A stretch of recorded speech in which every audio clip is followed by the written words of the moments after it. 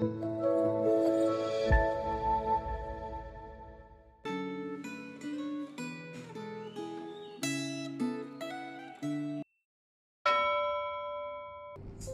saudara yang dikasih dalam Tuhan. Hari ini kita akan sama-sama merenungkan firman Tuhan dengan tema menjadi orang tua secara rohani.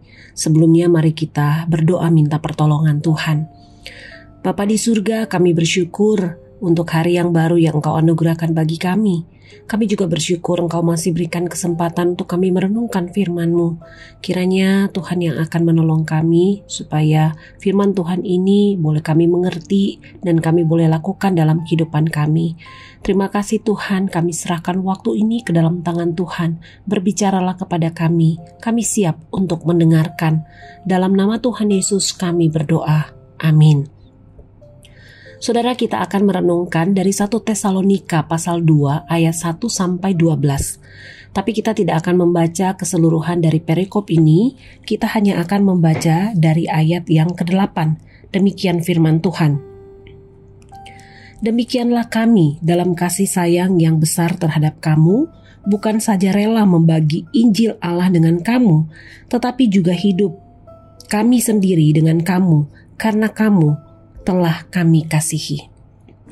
Saudaraku yang terkasih, sikap Rasul Paulus dalam membina jemaat seperti sikap orang tua dalam membesarkan anak. Terhadap jemaat Tesalonika, ia memberikan berbagai nasihat seperti yang dilakukan oleh seorang ayah terhadap anaknya, serta mengungkapkan kasih sayang seperti yang dilakukan oleh seorang ibu terhadap anaknya. Bagi Rasul Paulus, kesuksesan dalam melayani tidak diukur dari gedung yang berhasil dibangun atau program kegiatan yang berhasil dilaksanakan, melainkan dari adanya orang-orang yang berbalik kepada Allah. Melayani adalah respons terhadap panggilan Allah dan seharusnya menjadi gaya hidup yang dilandasi keinginan untuk menyenangkan Allah. Rasul Paulus bukan hanya sekedar menyisihkan waktu untuk memberitakan Injil, tetapi memberikan seluruh hidupnya untuk melaksanakan seluruh pelayanan yang dipercayakan Tuhan kepadanya. Penganiayaan dan penghinaan yang ia alami tidak membuat ia jerah dan berhenti melayani. Bagi Rasul Paulus, melayani adalah ungkapan ketaatan kepada kehendak Allah.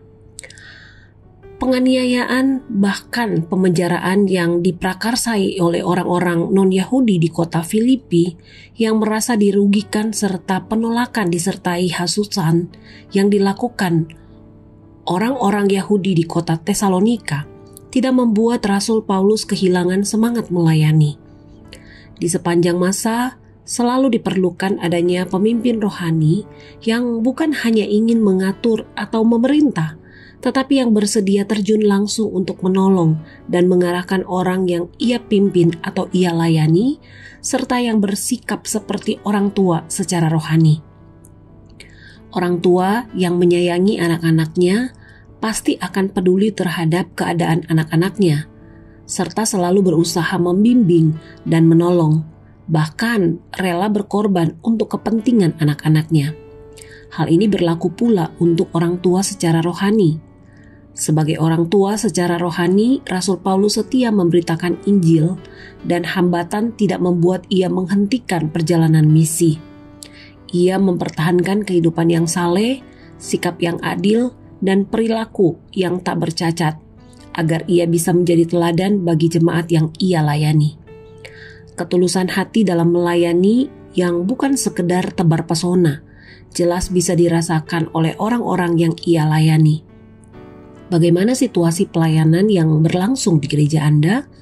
Apakah para pemimpin gereja termasuk para guru sekolah minggu sudah berperan sebagai orang tua rohani bagi orang-orang yang berada dalam jangkauan pelayanan mereka?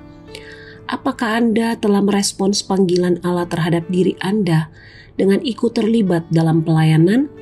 Apakah Anda telah berperan sebagai orang tua rohani dalam pelayanan yang dipercayakan kepada diri Anda? Mari kita berdoa. Terima kasih Tuhan, kami bersyukur buat firman-Mu.